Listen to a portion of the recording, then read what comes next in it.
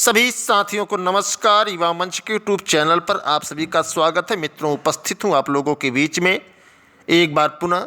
जैसा कि आप सब जानते हैं, इस समय शहर में कड़ाके की ठंड पड़ रही है, तो जो भी साथी हैं इस ठंडी के माहौल में खुद को सुरक्षित रखें, खुद को तैयार रखें कि परिस्थितियों से कैसे लड़ना है। आपको पता है कि ठंडी का माहौल दिन प्रतिदिन बढ़ता जा रहा है। पारा रात में 10 अंश आ जा रहा है, अंश सेंटीग्रेड 10 अंश सेल्सियस आ जा रहा है। अब सवाल इस बात का है कि ठंडी में तो आप लोग अपने आप को बचा ही रखे हैं, लेकिन अब हम बात करेंगे आप लोगों से विभिन्न मुद्दों को लेकर के। उम्मीद करता हूं कि आप लोग कुशल मंगल होंगे, आप लोग स्वस्थ होंगे, आप लोग मेहनत कर रहे होंगे आगामी परीक्षाओं की तैयारी को लेकर के। सबसे अहम सवाल है मित्रों कि राजस्थान टीजीटी पीजीटी की परीक्षा है, तो जो भी साथी जाएं उनको युवा मंच टीम की ओर से ढेर सारी शुभकामनाएं हैं कि आप सफल होकर आएं, लेकिन साथ में आप खुद को उष्मा देने वाले वस्त्रों को ही लेकर के जाएं। अन्यथा की स्थिति में आप देख ही रहे हैं, राजस्थान और एक ठंडा प्रदेश है और वहाँ आपको और ठंडी लग सकती है, तो थोड़ा सा सतर्क होकर जाएं और परीक्षा अच्छे से दे करके अपने माता पिता के सपने को साकार करके आएं। युवा मंच टीम लगातार आपके हक और अधिकार के लिए संघर्ष कर रही है और आगे भी करती रहेगी हर स्तर पर, जैसा कि आप लोग देख रहे हैं। आइए अब हम बात करते हैं विभिन्न मुद्दों पर कि जैसा कि एक लंबे अरसे के बाद तदर्थ शिक्षकों के खिलाफ जो हम लोगों की मुहिम चल रही है वो अंतिम दौर में चल रही है।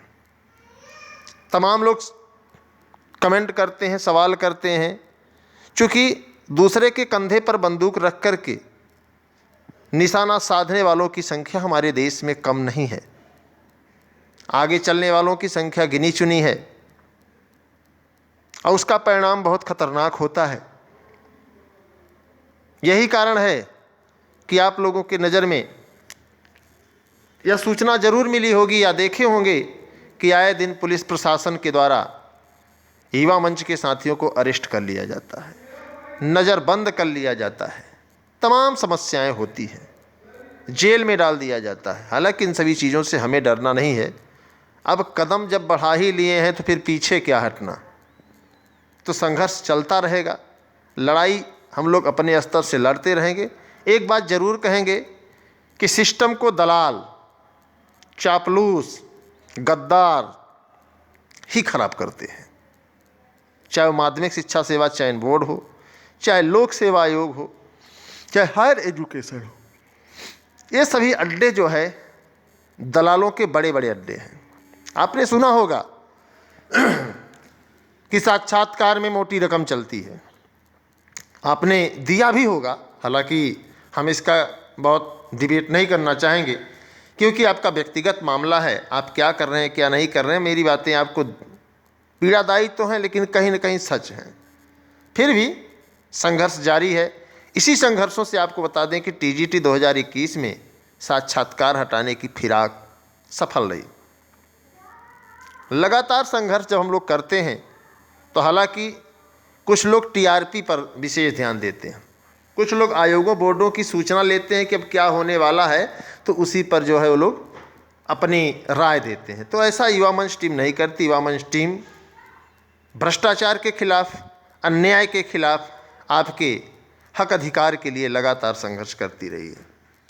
लखनऊ खंडपीठ में आपने देखा होगा कि लगातार संघर्ष जारी है और लखनऊ खंडपीठ से जो आर्डर आया है, और इसमें हम बहुत ज़्यादा कुछ नहीं बोलना चाहेंगे, आप आर्डर स्वयं पढ़ें, उसका विश्लेषण करें और खुद आपको समझ में आ जाएगा।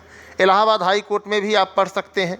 इलाहाबाद में भी जो आर्डर आया था उसको आप देख सकते हैं कि क्या चल रहा है क्या नहीं चल रहा है।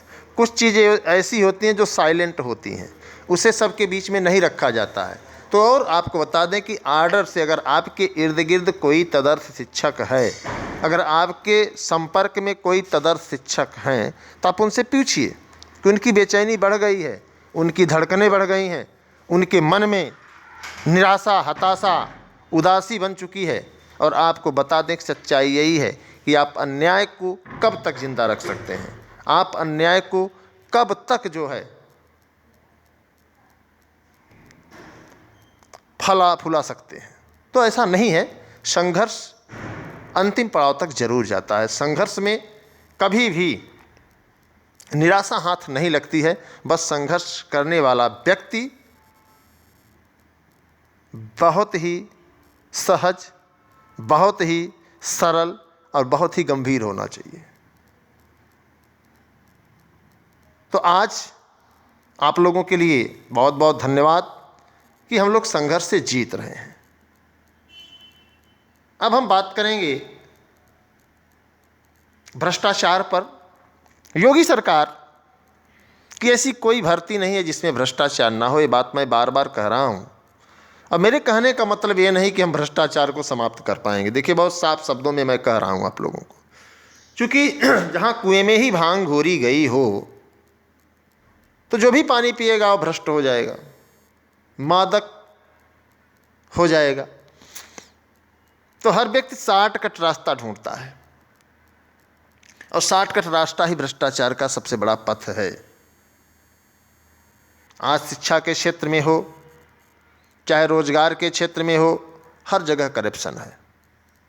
सरकार भले ही अपनी पीठ खुद थपथपा रही हो, पारदर्शिता है, भ्रष्टाचार मुक्त है, भाईवाद भतीजावाद नहीं है, तो यह सिर्फ और सिर्फ आपको बता दें सिर्फ कहने की बात है, जबकि ऐसा उत्तर प्रदेश में नहीं पाया जा रहा है। अन्य राज्यों की बात मैं नहीं करूँगा, लेकिन ख़ास तौर से उत्तर प्रदेश में भाईवाद भतीजावाद भ्रष्टाचार चरम पर है। बस सवाल इस बात का है कि इनके खिलाफ कोई लड़ना नहीं चाहता, क्योंकि लोग किसी के खिलाफ लड़ करके अपनी ऊर्जा व्यस्त नहीं करना चाहते हैं। तो आप समझिए कि आखिर क्यों। कुछ साथियों का सवाल है कि तदर्थवाद पर क्या सीटें जुड़ सकती हैं। तो देखिए, यह सरकार का मामला है। अभी हम सिर्फ और सिर्फ उनके सीटों का सफाया कर रहे हैं। अभी सिर्फ और सिर्फ उन्हें जो वेतन मिल रहा है उनके वेतन को समाप्त किया जा रहा है। और आप सभी को बता दें कि जैसे ही वेतन नहीं दिया जाएगा वैसे ही इनका सफाया हो जाएगा। कोर्ट ने जो टिप्पणी की, सुप्रीम कोर्ट के आदेश को उन्होंने दोहराया कि क्या 1 महीने का वेतन दिया गया तो अगले महीने का वेतन भी दिया जाएगा। तो सीधे सरकार ने कह दिया कि नहीं, अगर प्रबंध तंत्र इनको रखा है तो अगर प्रबंध तंत्र जिम्मेदारी ले रहा हो इनको वेतन देने का तो अपना समझे, इसमें सरकार से कोई मतलब नहीं है। तमाम ऐसे जिला विद्यालय निरीक्षक हैं, तमाम ऐसे प्रधानाचार्य प्रबंधक हैं जो तदर्थ शिक्षकों को बचाने को लेकर के उनका डाटा गलत फीड कर रहे हैं। तो ये सब चीज़ें, तमाम भ्रष्टाचार की जो लड़ियाँ आप देख रहे हैं, ये सब थोड़ा सा आहत करने वाली हैं, लेकिन फिर भी एक हद तक हम लोग भ्रष्टाचार को कम कर सकते हैं, एक हद तक हम लोग ब्रेक लगा सकते हैं। पूरा तो नहीं कर सकते हैं, लेकिन कोशिश यही रहेगी कि एक हद तक हम लोग इसमें सफल हो सकते हैं। एक हद तक हम जो है प्रयास करके भ्रष्टाचार को रोक सकते हैं और इसमें कमी आप देखने को प्राप्त सकते हैं। जैसा कि आप KVS में 50% से कम के लोगों को इनवैलिड करार कर दिया गया है। जो 50% स्नातक में कम थे या हाई स्कूल में DLED के लोग कम थे, इंटर में, उनको इससे वंचित कर दिया गया है। भले ही 50%, भले ही सीटेट परीक्षा पास हैं। तो यहाँ भी एक मामला है कि अगर आप सीटेट परीक्षा पास हैं तो भी आपको जो है परीक्षा से वंचित कर दिया जा रहा है। और इसके लिए हम लोग बहुत जल्द न्यायालय में मिलेंगे और सवाल करेंगे सिस्टम से कि आखिर आप जब यही करना था तो आपने सीटेट परीक्षा क्यों दिलवाई, आपने जो है हमें BEd क्यों करवाया, आपने DLED क्यों करवाया, आखिर इसका औचित्य क्या है। तो जल्द ही मिलेंगे। और जो भी साथी जुड़ना चाह रहे थे जुड़ गए हैं। अगर जो जुड़ना चाहते हैं तो आज में जुड़ सकते हैं, ऐसा नहीं कि नहीं जुड़ सकते, क्योंकि हमें एक व्यक्ति इलाहाबाद की खोज में हम लोग निकले हैं और बहुत जल्द इस पर हम लोग न्यायालय में जा कर के मुकदमा दायर करेंगे। जो भी साथी हैं वो विचलित ना हो, परेशान ना हो। जिस तरीके से 69,000 जूनियर में मौका मिला है, उसी तरीके से आपको इसमें भी मौका मिलना चाहिए। यह मेरा प्रयास है। आगे क्या होगा ये वक्त बताएगा, लेकिन संघर्ष जारी रहेगा। आप सभी को और भी बात बता देना चाहता हूँ मित्रों कि आयोगों और बोर्डों की बड़ी हालत खराब है। कहीं माध्यमिक शिक्षा सेवा चयन बोर्ड, हायर एजुकेशन और प्राथमिक शिक्षक भर्ती के जो बोर्ड हैं PNP, कहीं इन पर गाज न गिर जाए, इसका एक अंदेशा समाचार पत्रों में भी आप देख सकते हैं कि नया शिक्षा आयोग बनाने का जो प्राविधान है उस पर मोहर लगने जा रही है। तो वही बात हो गई कि जिसका डर था बेदर्दी वही बात हो गई। तो आप लोग समझिए इसको, क्या होगा क्या नहीं होगा। अगर कहीं नया शिक्षा सेवा आयोग बनाने का प्राविधान सरकार लाती है तो TGT PGT की परीक्षा एक लंबे अरसे बाद होगी और इसका खामियाजा हम सभी को भुगतना होगा। तो हमारा आपका प्रयास होना चाहिए कि हम आप दबाव बना करके, सरकारों पर ट्वीट करके, लेटर लिख करके, या कुछ भी जिस माध्यम से आप लोग चाहें उससे कर सकते हैं। प्राथमिक शिक्षक भर्ती पर भी सरकार बहुत ज़्यादा गंभीर नहीं है। तो इन सभी चीज़ों को लेकर के हमें आपको संघर्ष करना होगा, और संघर्ष तभी संभव है मित्रों जब हम आप एक प्लेटफार्म पर आएंगे, जब हम आप लड़ाई लड़ने के लिए एक पूरी कमर कस लेंगे, जब हम आप अपने अधिकारों को समझ जाएंगे कि नहीं मेरा अधिकार है। हम सिर्फ 14 लाख लोग, हम सिर्फ 37 लाख लोग, हम सिर्फ 21 लाख लोग फार्म भरने वाले लोग नहीं हैं। हमारा अधिकार है, प्रदेश में पद खाली हैं तो सरकारों को भरना चाहिए। और रोजगार के सवाल पर सरकार एकदम लंगड़ी लूली हो चुकी है। कोई भी सरकार हो, मैं किसी सत्ता या विपक्ष की बात नहीं कर रहा हूँ, कोई भी सरकार हो, हर सरकारों में युवाओं की ही अनदेखी की जाती है, क्योंकि युवा एकजुट नहीं है।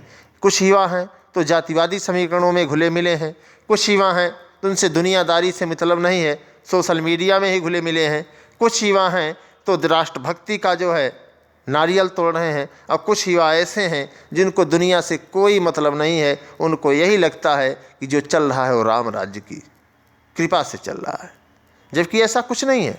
हमें आपको अपने अधिकार के लिए, अपने हक के लिए मजबूती से लड़ना होगा, मजबूती से संघर्ष करना होगा, तभी कुछ संभव हो पाएगा। अन्यथा की स्थिति में आप सभी मित्रों को बता दें कि यह संभव नहीं है। और यह संभव क्यों नहीं है? क्योंकि हम आप एकजुट नहीं हो रहे हैं। आप समझिए कि पूरे उत्तर प्रदेश में सरकार के खिलाफ बिगुल फूंकने के लिए हम ही लोग हैं, कोई दूसरा नहीं है। अब प्रयागराज की पावन धरती से जब ऐलान होता है तो संविदा जैसी महामारी आपको पता होगा कि सरकार वापस ले लेती है। जब प्रयागराज से ऐलान होता है तो कई भर्तियों की परीक्षा तिथि घोषित हो जाती है। तो प्रयागराज की धरती से एक बड़े ऐलान की ज़रूरत है। और इतने में जो भी साथी हैं, हम सभी साथियों से यही कहेंगे कि आप युवा मंच प्लेटफार्म पर जुड़े। आपका स्वागत है, अभिनंदन है, वंदन है। अलग अलग गुटबाजी करने से, अलग अलग छोट भैया नेता बनने से समस्या का निदान नहीं होगा। अगर आपका मूल रूप से वाकई में अगर यह समझा जाए कि आप रोजगार के सवाल पर संवाद करना चाहते हैं सरकार से, तो हमें आपको एक प्लेटफार्म पर आना होगा। और उसके लिए सबसे बेहतर है कि आप युवा मंच के यूट्यूब चैनल से जुड़ें, एक संवाद स्थापित हो। कब कैसे करना है, ठंडी निकल जाए, फरवरी लास्ट तक एक बड़ा सम्मेलन हो, और सम्मेलन में सभी सरकारी आला अधिकारियों को, शिक्षा मंत्री सहित तमाम मंत्रियों को बुलाकर से उनसे संवाद किया जाए कि आखिर रोजगार के सवाल पर आप क्या करने जा रहे हैं, आखिर जो प्रदेश में पद खाली हैं उनको क्यों नहीं भरा जा रहा है। तभी कुछ संभव हो पाएगा। आप ये सोचते हैं कि चंद लोग हम हल्ला मचा करके समस्या का निदान कर पाएंगे, तो मुझे नहीं लगता है। क्योंकि आपको बता दें कि सपा बसपा कांग्रेस के लोग आपके सवाल को बहुत तहजीब नहीं देते हैं, बहुत महत्व नहीं देते हैं, क्योंकि उनको पता है कि आप भाजपा से उब जाओगे तो सपा में आओगे, सपा से उब जाओगे तो कांग्रेस में आओगे, कांग्रेस से उब जाओगे तो आम आदमी पार्टी में आओगे, अगर आम आदमी पार्टी से उब जाओगे तो हाथी पे चढ़ जाओगे, हाथी पे अगर उब गए तो फिर साइकिल चलाओगे, अगर साइकिल से उब गए फिर लालटेन लेकर चलोगे, लालटेन से उब गए फिर कप प्लेट लेकर भागोगे। तो तमाम समस्याएँ हैं। उनको युवाओं की पीड़ाओं से कोई मतलब नहीं है और वो कारपोरेट हैं। आप बताइए ईमानदारी से, अपने दिल पर हाथ रख करके, आपको आपके माता पिता की सौगंध है कि आपकी सूझ पर कोई मंत्री मिनिस्टर क्यों नहीं आंदोलन करता? आपके सूझ पर कोई मंत्री मिनिस्टर क्यों नहीं न्यायालय जाता? आपको ही जाना पड़ता है, आपको ही खून जलाना पड़ता है, आपको ही मानसिक उत्पीड़न का शिकार होना पड़ता है। आखिर क्यों सिर्फ आप मतदाता बन करके रह जाते हैं? उसका कारण क्या है कि आप जाति, धर्म, संप्रदाय, पार्टी के नाम पर खुद को मानसिक रूप से गुलाम बना लिए हैं। यह हमारे आपके लिए तो सही है, लेकिन आने वाली पीढ़ियाँ आपसे सवाल करेंगी कि जब सब कुछ प्राइवेटाइजेशन हो रहा था, जब सब कुछ सरकार बेच रही थी, जेल से लेकर रेल तक सब गिरवी रखा जा रहा था, तो आप हाथ में चूड़ी पहन कर बैठे हुए थे। ये हमारे आपके लिए सबसे बड़ा दुर्भाग्य होगा। इसलिए मित्रों, निवेदन करता हूँ कि आप लोग वीडियो को अधिक से अधिक शेयर कर दीजिए, ताकि उत्तर प्रदेश का हर नौजवान, उत्तर प्रदेश का हर शोषित वंचित साथी युवा मंच टीम से जुड़े और एक लंबी पारी की लड़ाई लड़ने के लिए हम लोग संघर्ष करने को तैयार हो। तो जो भी साथी हैं, सभी साथियों को बहुत बहुत धन्यवाद। नमस्कार। मैं आपके संघर्षों का साथी अनिल सिंह, टीम युवा मंच।